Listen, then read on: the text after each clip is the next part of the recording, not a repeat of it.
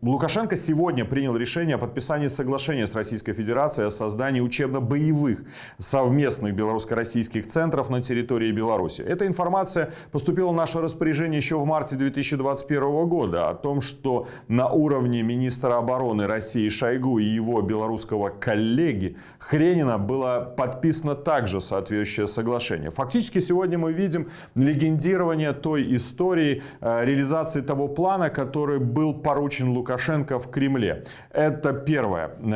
Подготовка, переподготовка российских мобиков, которые прибывают на территории Беларуси. А в перспективе это можно рассматривать как цель создания совместных вооруженных сил Беларуси и России. Давайте посмотрим. В начале, до февраля этого года, легендирование нахождения российских войск на территории Беларуси было совместное учение. Сейчас легендированием является формирование совместной группировки вооруженных сил Беларуси и России якобы в связи с возникающими внешними угрозами. Третий элемент — это как раз-таки создание учебно-боевых центров, которые позволят на постоянной основе российским войскам находиться на территории Беларуси, а в перспективе сформировать совместные вооруженные силы. Лукашенко методично продает независимость и суверенитет нашей страны. Не было за историю белорусского народа человека, который нанес такой ущерб и продолжает наносить ущерб и вред Беларуси, как гражданин Лукашенко.